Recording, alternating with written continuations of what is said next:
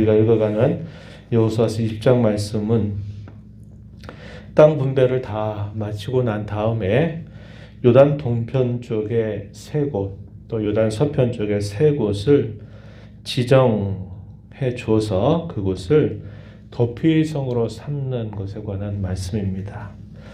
이 말씀은 일찍이 하나님께서 모세를 통해서 이스라엘 백성들에게 하셨던 말씀의 내용입니다. 이 말씀은 민수기 35장 9절로부터 34절까지 자세하게 소개가 되어 있는 말씀이에요. 하나님 그때 모세가 하셨던 그 말씀을 여호수아에게 다시 기억나게 하면서 이제 가나안 땅의 모든 땅 분배를 마쳤으니까 그 땅에 6곳을 정해서 그곳을 도피성으로 삼을 것을 명령하시게 됩니다. 하나님은 하신 말씀에 대해서 언제나 잊지 않으신다라는 것을 우리는 다시 한번 확인하게 됩니다. 우리 사람은 어떤 말들을 했어도 지나고 나면 또 그것을 쉽게 잊어버리기도 하고, 때로는 꼭 우리에게 필요한 말들은 기억을 하면서 뭔가 우리에게 별로 도움이 안 되겠다 생각하는 말들은 또 일부러 잊어버린 것처럼 또 행동을 하기도 하고 말하기도 합니다. 그러나 우리 하나님은 하신 말씀에 대해 결코 거짓이 없으신 분이시다라는 사실과 하셨던 말씀을 반드시 하나님은 이루시는 분이시다라는 것을 다시 한번 확인합니다.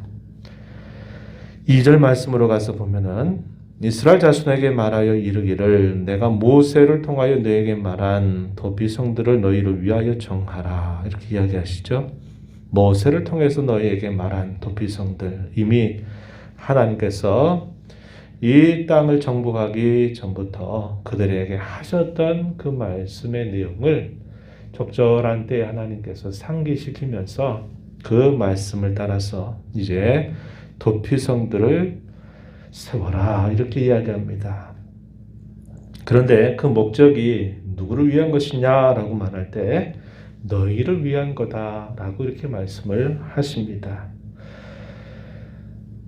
이 도피성 제도는 뭐냐면 자기가 뜻하지 않게, 의도적이지 않게 어떻게 하다가 이웃을 죽이게 되는 경우입니다.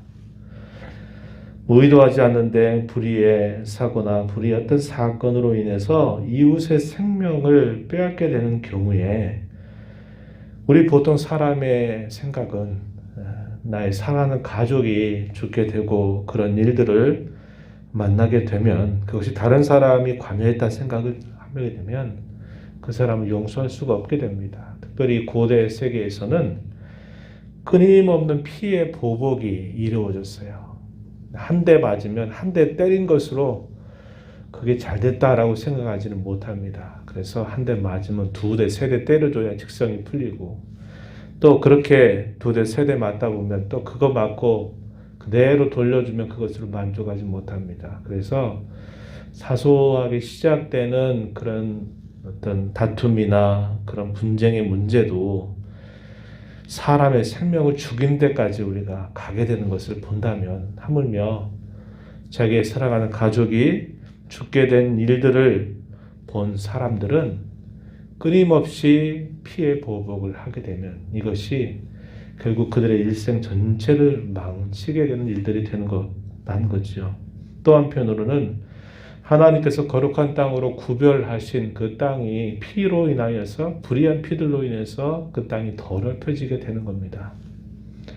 또 한편 어떤 일일까요? 평생토록 복수하면서 평생을 살아가요. 짧은 한 평생을 살아가면서 복수하리라 복수하리라 그러면서 이 복수를 위해서 이 평생을 살아가는 거 얼마나 어리석고 얼마나 가치 없고 얼마나 인생을 허비하는 일이 될까요? 그러한 일들을 하나님께서 방지하기 위해서 불의한 피를 땅에 떨어뜨리지 않게 하시도록 그들의 인생을 값지게 살게 하시려고 하나님께서 이런 도피성의 제도를 세워라, 이렇게 말씀을 하고 계신 것입니다. 이에 대해서는 민수기 35장 말씀을 가서 잠깐 제가 좀 말씀 한번 드려볼게요. 찾아보셔도 되고 들으셔도 됩니다. 35장 33절 34절 이렇게 도피성 제도를 말씀하시면서 이렇게 하나님께서 일러주셨어요.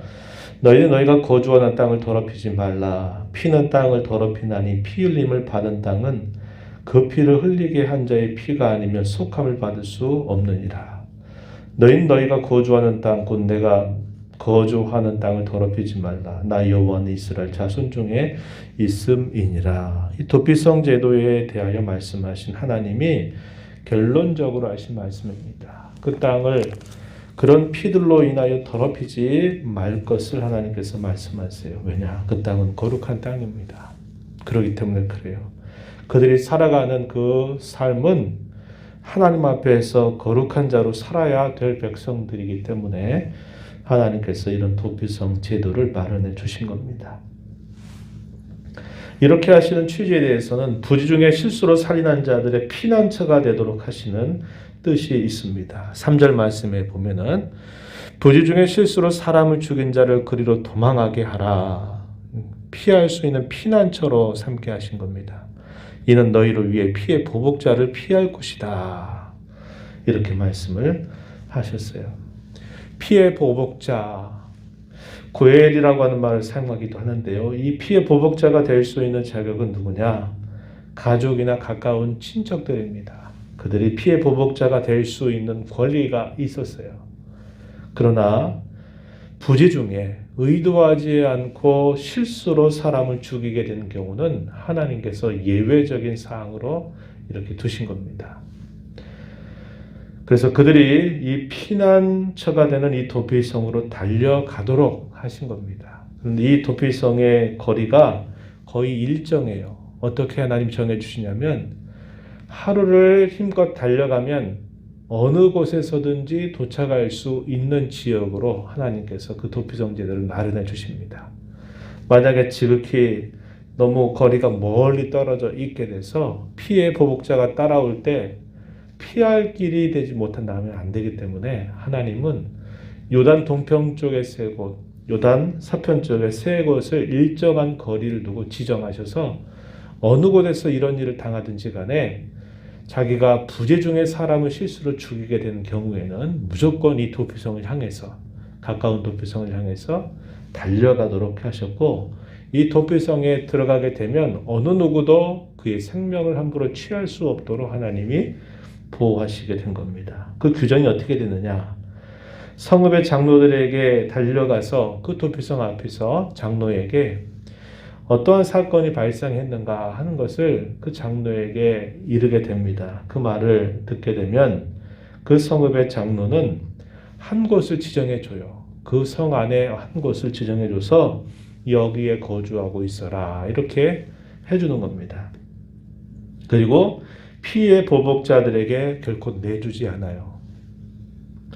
회중 앞에 서서 재판을 받아서 그 재판에 결국 합당할 경우에는 대제사장이 죽을 때까지 그 성읍에 거주하도록 합니다. 그리고 그 대제사장이 죽고 난 다음에는 자기 고향 땅으로 다시 돌아가도록 하나님께서 말씀을 해주세요. 이건 무슨 말이냐면 재판을 받았다 이 말은 그가 말한 대로 정말 실수로 부재 중에 사람을 죽이게 된 것이 확실한 경우입니다. 그런 경우에는 그 도피성에서 거주하게 하는데 그 당시에 대제사장이 살아 있을 동안 계속 그 도피성 안에 있어야만 돼요. 그리고 그 대제사장이 죽게 된 경우에는 다시 고향 땅으로 돌아가서 가족들과 함께 살 수 있도록 하나님께서 배려해 주신 부모님을 말해주고 있습니다. 이 대제사장이 죽는다라는 말은 일종의 대속이라고 하는 의미가 깔려 있어요. 대제사장이 죽게 되면 자기의 고향 땅으로 돌아가서 일상적인 삶을 살아갈 수 있도록 배려해 주신 거죠. 이 대제사장의 죽음이 결국 뭘 예표해 주느냐? 예수 그리스도의 대속을 예표해 주는 겁니다. 예수 그리스도의 죽음을 통해서 우리의 모든 죄가 용서함을 받아서 거룩한 자가 되고 의로운 자가 되게 하시는 것처럼 구약시대 이런 도피성 제도를 통해서도 당시의 대제사장이 죽게 되는 경우에는 마치 그런 모든 죄가 용서함을 받은 것처럼 인정이 돼서 다시 고향 땅 생명으로 돌아갈 수 있도록 해주신 것입니다. 본문 7절로부터 9절에 가면요. 요단 서편 쪽에 세 곳이 어디 있느냐라고 말하면 북쪽에서부터요. 갈릴리 게데스라고 하는 지역, 가장 요단 서편 쪽의 북쪽 지역에 위치합니다. 납달리 산지에 위치하고요. 그 다음에 우리가 많이 들어봤던 세겜의 중앙 부분에 있습니다. 이 세겜, 이것은 에브라임 산지, 우리가 앞에서 읽었던 것처럼 가나안 땅 중앙 부분에 있는 곳이죠. 그리고 남쪽으로는 헤브론 지역 한 곳을 정해줍니다. 기럇 아르바 이렇게 말합니다. 유다 산지에 해당되는 부분이죠. 갈렙이 자기에게 이곳을 달라라고 말했을 때 그곳을 기업으로 분배받게 됐는데 그곳의 일부를 도피성으로 만들게 된 겁니다. 그리고 요단 동편 쪽, 요단강을 중심으로 동쪽에도 역시 세 곳을 지정해 주는데 가장 북쪽에가 뭐가 있냐면 바산 골란이라고 하는 게 있습니다. 이것은 가장 위쪽에 위치하는 므낫세 지파 가운데 지정된 곳이고요. 그 다음에 중앙 부분은 갓지파가 있는 길르앗 라못 이곳을 정해주고요. 가장 남쪽에는 베셀이라고 하는 곳을 정해줘서 이곳이 거의 거리가 일정하게 배치를 하게 하신 겁니다. 그래서 이런 부지 중에 살인한 사람이 피할 수 있는 도피성으로 삼게 하신 겁니다. 그런데 이 도피성 제도가 적용되는 대상에 대해서는 어떻게 이야기해 주냐면 이스라엘 모든 자손들만이 아니라 이스라엘 땅에 거주하는 모든 거류민들도 역시 동일하다. 이스라엘 사람들에게만 특혜를 준 게 아니라 그 땅에 사는 다른 사람들에게 있어서도 똑같은 일을 만나게 될 때 이곳에 피해서 보호받을 수 있도록 하나님께서 배려해 주신 것이다. 이렇게 이야기해 줍니다. 이 도피성 제도가 무엇을 위한 것이냐? 결국 약속의 땅에 사는 백성들, 거룩한 땅에 사는 백성들의 거룩함, 공의, 공평, 그것을 실현하기 위해서 하나님께서 피난처로 만들어 주신 제도임을 우리가 알게 됩니다. 하나님 이걸 통해서 뭘 보여주시느냐? 하나님의 백성들이 사는 곳에서는 이러한 원리들이 잘 구현되기를 하나님은 기대하고 바라신다라는 것을 보여주죠. 또 하나는 우리에게 진정한 피난처가 무엇이냐 하는 겁니다. 진정한 피난처. 우리가 넓게 말해서 교회라 말할 수도 있겠고 좀 더 구체적으로 이야기하면 우리 주님 예수 그리스도 그분만이 우리의 진정한 피난처가 된다라는 사실을 우리 이 사실을 통해서 배우게 됩니다. 오늘 이 말씀을 읽으면서 복된 주일을 맞아서 한 주간 흩어져 살던 저와 여러분이 또 주일을 만나 주님 앞에 서는 날로 허락하신 이 복된 날, 우리의 진정한 피난처가 되시는 주님, 우리를 늘 돌봐주시는 그 주님을 기억하면서 기쁨과 감사함으로 하나님을 예배하고 높여드리는 날이 되게 해달라고 간절하게 기도하시면서 이 날을 지켜주시기를 바랍니다. 하나님 아버지, 오늘도 복되고 거룩한 주일을 허락하여 주셔서 한 주간 흩어져 살던 저희들을 또 하나님의 면전에 불러 모으십니다. 저희들의 피난처가 되시고 저희들의 위로가 되시고 저희들의 힘이 되시고 구원이 되시는 하나님 앞에 또 저희들 서는 날로 허락해 주셨음을 감사합니다. 옛 이스라엘 백성들에게 약속의 땅을 주시고 또 그들로 하여금 의와 공평을 이루어가기 위해서 불의한 피를 땅에 흘려서 그 땅을 더럽히지 않게 하시기 위해서 한평생 살아가는 인생들이 복수를 위해서 헛걸음치며 인생을 허비하는 일이 없도록 하시기 위해서 하나님께서 친히 배려하시며 세워주신 피난처가 되는 제도, 이것이 도피성임을 오늘 저희가 살펴보았습니다. 우리의 참된 피난처 되시는 주님을 늘 감사하고 기뻐하면서 하나님을 가까이 하는 것을 참된 복으로 여겨 살아가는 저희 모두가 되게 하여 주시기를 간절히 바라옵나이다.